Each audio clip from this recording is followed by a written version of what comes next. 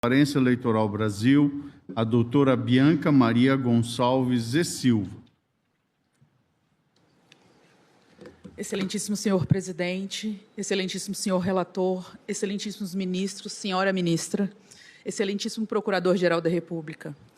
Falo desta tribuna pela Transparência Eleitoral Brasil, que é uma das instituições que integram o Observatório de Violência Política contra a Mulher.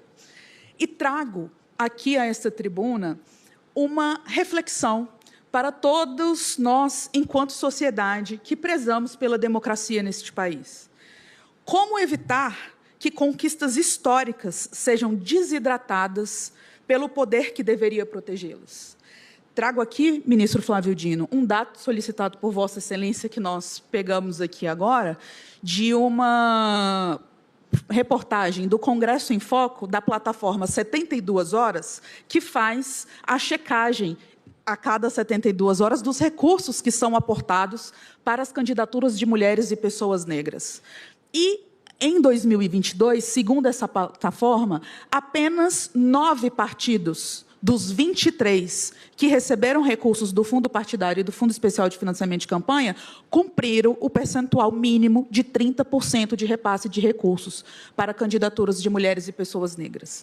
Ou seja, a grande maioria dos partidos políticos está descumprindo reiteradamente a ação afirmativa que esta Corte estabeleceu, ministro Fachin, sobre a sua relatoria de Vossa Excelência, na ADI 5617, que esses recursos de candidaturas de mulheres deveriam acompanhar o percentual de candidatas, né? Então, os recursos financeiros, como o tempo de TV, né, e propaganda, devem acompanhar o percentual de candidatas. E o que fez o Congresso Nacional na Emenda Constitucional 117?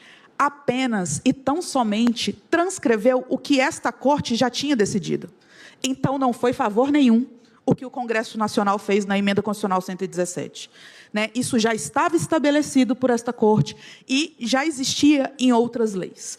Né? Então, portanto, não há nenhum favor.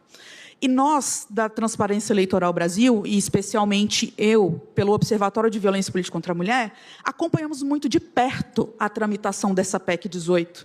E acompanhamos também muito de perto a tramitação da PEC 9, que deu origem à Emenda Constitucional 133.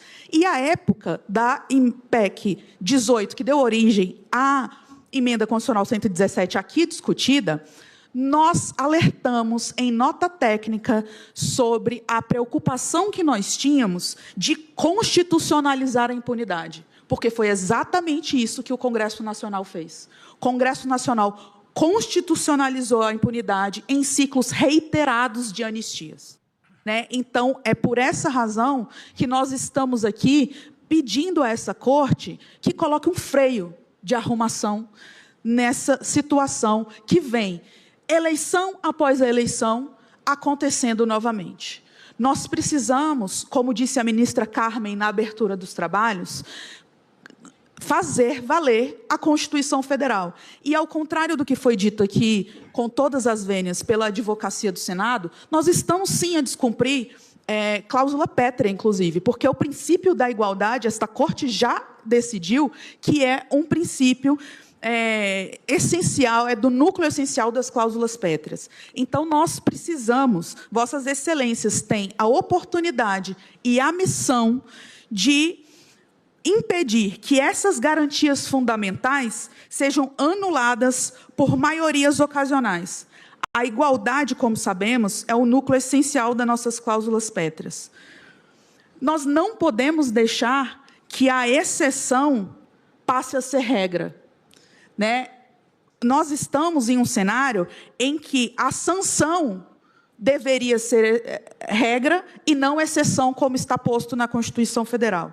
Então, por todas essas razões, nós pedimos que seja declarada inconstitucional os dois artigos da Emenda Constitucional 117, rogando a Vossas Excelências que coloquem um freio para que nas eleições que nós vamos ter agora em outubro, nós possamos, de fato, pelo menos atingir uma igualdade mínima, né? Porque nós sabemos que ainda é muito pouco 30% de recursos para candidaturas de mulheres e pessoas negras, porque isso que deveria ser um piso é considerado como teto.